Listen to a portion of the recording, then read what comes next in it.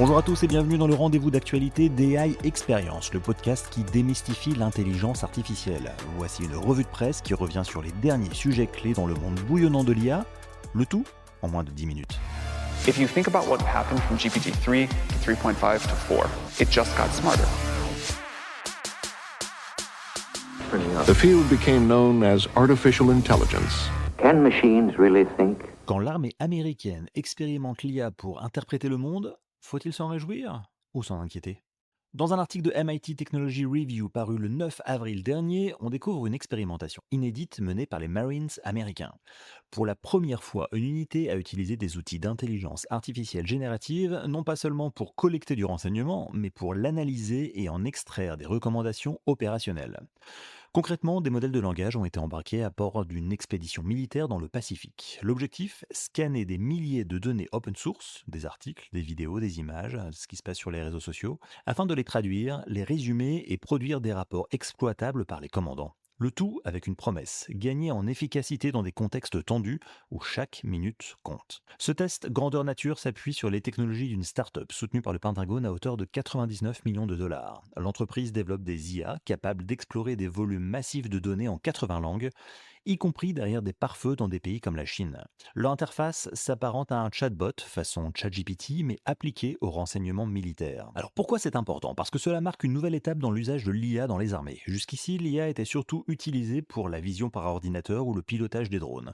Désormais, elle entre dans le cœur de la prise de décision stratégique, avec les risques que cela comporte. Un capitaine interrogé qui a utilisé l'IA pour produire ses rapports admet que les sources doivent toujours être vérifiées, mais dans un contexte mouvant, dit-il, l'IA permet de gagner un temps précieux. Pourtant, des voix s'élèvent. Une experte en audit de sécurité de l'IA alerte. Les modèles de langage sont connus pour leurs erreurs et leurs approximations, et dans un cadre militaire, les conséquences peuvent être graves. L'un des usages les plus controversés est l'analyse de sentiments. Jugez si un article étranger reflète une opinion hostile ou favorable. Problème, c'est un exercice qui est hautement subjectif, même pour un humain. Et si l'IA perçoit à tort une menace, ou à l'inverse passe à côté d'un signal réel, on peut imaginer les implications. Ce test n'est que le début. Le département de la défense américain prévoit déjà 100 millions de dollars supplémentaires pour étendre ses usages, alors que d'autres pays comme Israël ont déjà recours à des IA dans des opérations militaires controversées. Une question se pose. À quel point sommes-nous prêts à déléguer l'interprétation du monde à une machine ?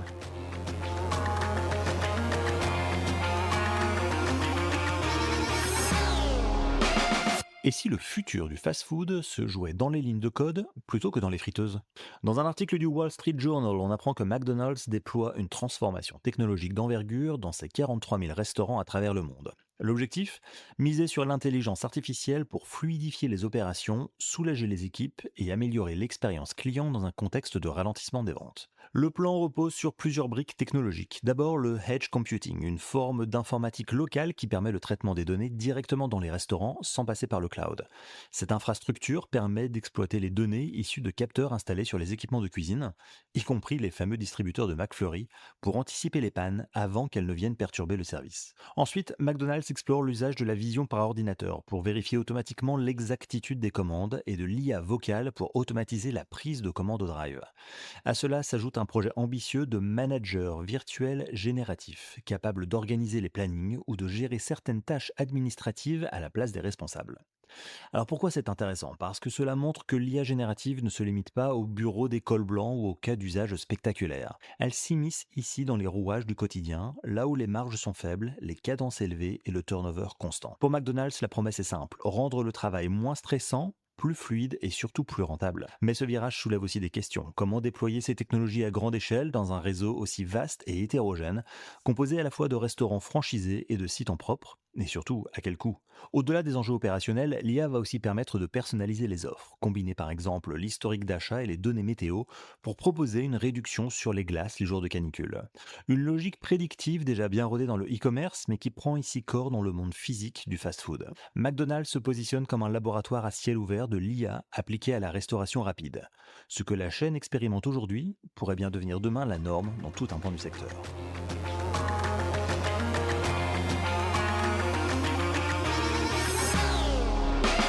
Faut-il prouver qu'on est humain pour être embauché ? Dans un article du Washington Post, on découvre un paradoxe qui s'installe au cœur du marché de l'emploi. Jamais les technologies d'intelligence artificielle n'ont été aussi présentes dans les processus de recrutement Et pourtant, jamais les candidats et les recruteurs ne se sont sentis aussi seuls. Tout commence avec un témoignage d'une personne qui enchaîne les candidatures automatisées, les entretiens avec des robots et les notifications de rendez-vous oubliés. Un jour, miracle, une vraie personne décroche le téléphone et c'est rare. Trop rare. À quoi ressemble une recherche d'emploi quand chaque interaction est filtrée, notée ou générée par une intelligence artificielle? Côté entreprise, les outils s'empilent. Système de tri automatisé, entretien vidéo analysé par algorithme, chatbot pour la relation candidat. L'objectif affiché est simple, gagner du temps. Mais dans la réalité, c'est souvent la confiance qui s'effondre. De l'autre côté, les candidats s'adaptent. Certains utilisent l'IA pour générer leur lettre de motivation ou reformuler leur CV à la chaîne. D'autres vont plus loin. Un recruteur raconte avoir interrompu un entretien après s'être rendu compte qu'un candidat utilisait un deepfake pour masquer son visage et réussir un test technique. Cette nouvelle guerre de l'automatisation fait naître une étrange dynamique. Des IA qui filtrent d'autres IA. Des recruteurs qui tentent de détecter des indices d'une réponse générée. Des candidats qui n'osent plus croire qu'un humain lira leur profil.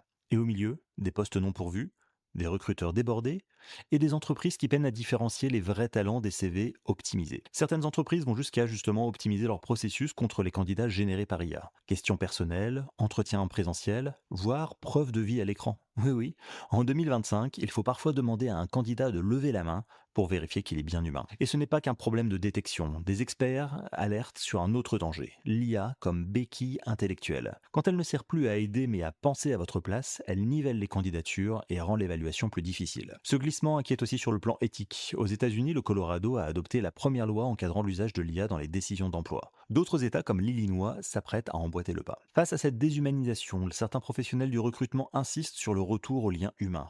Comme une recruteuse, choquée de recevoir des remerciements simplement pour avoir pris le temps d'écrire un refus personnalisé. Dans un monde où les outils d'IA élèvent la barre, c'est peut-être l'attention humaine qui redevient un luxe.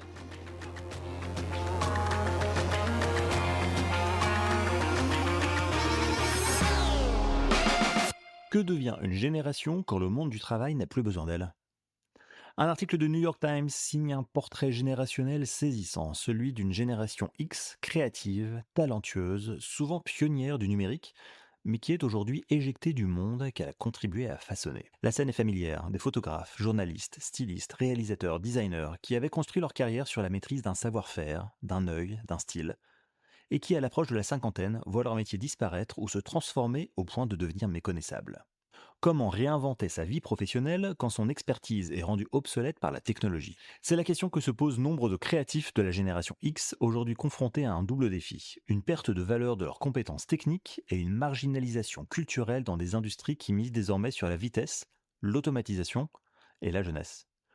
L'IA cristallise cette tension. Pour beaucoup, elle n'est pas qu'un nouvel outil, c'est le dernier clou dans le cercueil d'un artisanat déjà malmené par le numérique, les délocalisations, la production de contenu low cost. Après tout, pourquoi faire appel à un photographe quand une IA génère une image sur commande? Pourquoi engager un rédacteur quand un prompt sort un script en 1 minute? Les témoignages s'enchaînent, souvent poignants. Une styliste devenue doula, un réalisateur qui revient au documentaire après avoir vu s'effondrer le monde de la pub, un journaliste musical qui se reconvertit en thérapeute. Tous racontent la même lutte, celle de rester créatif dans un monde où les repères ont changé, les règles aussi, mais pas leur besoin de créer. L'angoisse économique est bien là, loyer qui explose, enfants à charge, retraite incertaine, mais ce qui transparaît le plus, c'est le sentiment de dépossession identitaire. Que devient-on quand le métier qu'on a aimé n'existe plus? Quand le geste qu'on maîtrisait est devenu inutile? Pour certains, le but est de revenir à des projets personnels, même sans rentabilité. C'est une forme de résistance, un moyen de dire « je suis encore là et je crée encore ».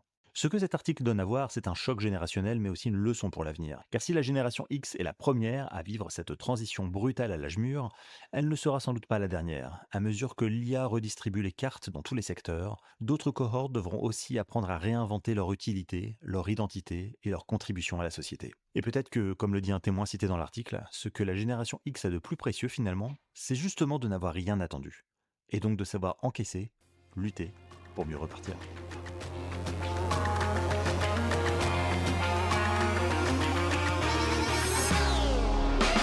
Faut-il prouver qu'on a vraiment besoin d'un humain pour embaucher en 2025? Dans un article de CNBC rapporté mi-avril, on apprend que le PDG de Shopify a envoyé un mémo clair, et pour certains glaçant, à l'ensemble de ses équipes. Plus de demandes de budget, de poste ou de renfort sans avoir d'abord prouvé que l'IA ne peut pas faire le travail. Et si l'intelligence artificielle devenait votre premier collègue? C'est en substance le raisonnement développé ici. Le PDG de Shopify écrit: à quoi ressemblerait cette équipe si des agents autonomes d'IA en faisaient déjà partie? Cette question volontairement provocante, censée inspirer des projets innovants, traduit surtout un basculement culturel profond dans l'organisation du travail. Chez Shopify, l'usage de l'IA n'est plus une option, c'est désormais la norme, une attente de base et même un critère d'évaluation de la performance individuelle. Les collaborateurs devront désormais justifier leur usage ou leur non-usage de l'IA dans leur projet. Ce mémo marque un tournant. On n'est plus dans l'expérimentation, mais dans l'industrialisation de l'usage des IA génératives et autonomes. Et Shopify n'est pas une entreprise comme les autres. C'est l'une des vitrines technologiques du e-commerce mondial, avec une culture produit très affirmée et un CEO qui, depuis des années, anticipe les grandes mutations du secteur. Pourquoi c'est un signal fort? Parce que cette approche pourrait faire des émules dans la tech comme ailleurs.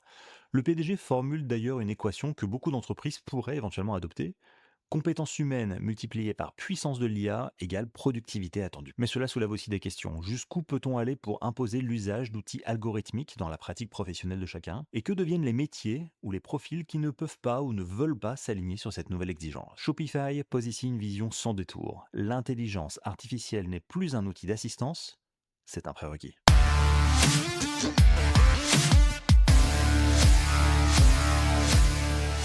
Ainsi s'achève notre tour d'horizon de l'actualité IA. Ne manquez pas le prochain épisode chaque dimanche en français sur cette chaîne ou alors en anglais sur la chaîne AI Experience in English pour des interviews d'experts au cœur de la révolution IA. Évidemment, je compte sur vous pour 5 étoiles si l'épisode vous a plu. À très vite.